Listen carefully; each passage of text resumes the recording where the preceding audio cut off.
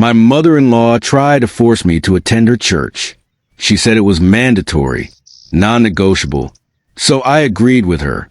And that's when everything fell apart. If you've ever been pressured to keep the peace by sacrificing your boundaries, hit like, subscribe, and get comfortable. Because today's story proves one thing. You don't fight control with anger. You fight it with consistency. When I married my wife, Rachel, we already knew religion would be complicated. We came from different backgrounds. Think mainline Catholic meets hardcore evangelical Protestant. But here's the thing. Neither of us was particularly devout. Faith was personal, private, low-key, except for Linda, Rachel's mother. Linda wasn't just religious. She was weaponized faith. Church wasn't a belief system. It was a hierarchy. She was a self-appointed matriarch, the moral referee, the woman who believed God personally endorsed her opinions. Family gatherings orbit around her schedule, her rules, her church calendar. And when we visited for weekends, church wasn't optional. It was expected. Early in our engagement, I agreed to attend one service. Once, I figured, how bad could it be? Very. People were called up to front to publicly confess sins.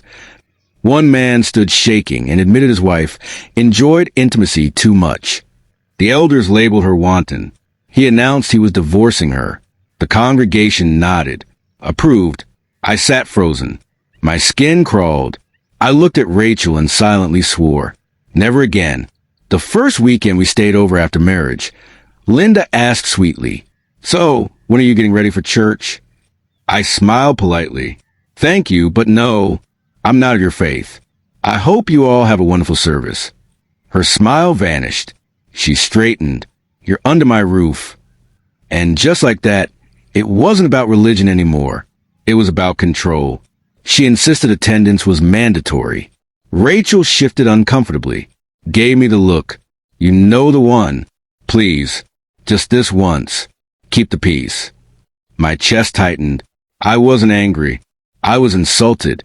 As Linda lectured about respect, authority, and household rules, something clicked. A calm certainty settled over me. I nodded, smiled, and said, "You know what? You're absolutely right." She blinked. I continued. "It is correct and proper that when someone stays in another person's home, they follow the household rules."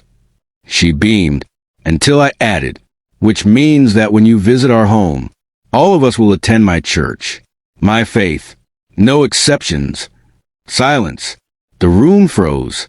Linda sputtered, deflected, changed topics. I stayed calm. No, I need you to agree. Out loud, in front of your family. And God." Her face flushed. You could see the mental math happening. Because here's the problem. We had the only grandchildren. Refusing to visit us wasn't an option. And attending a Catholic service? For her? Unthinkable. After a long, tense pause, she exhaled. Defeated. "Fine. You don't have to attend church." I nodded. "Any services at all." She never brought it up again. Not once. Years later, my father-in-law quietly pulled me aside. "You know, you're the only in-law who ever stood up to her." Apparently, her own kids had alcohol and weed at neighbors' houses when she visited. I didn't need to. Boundaries work. Control thrives on intimidation. It collapses under consistency. Sometimes the strongest rebellion isn't shouting. It's agreeing and applying the rules evenly. If this story made you smile, hit like, comment below. Backhand index pointing right. What's the smartest way you've ever shut down family pressure? Subscribe for more emotionally satisfying Reddit revenge stories. And remember, logic is undefeated. Relieve face.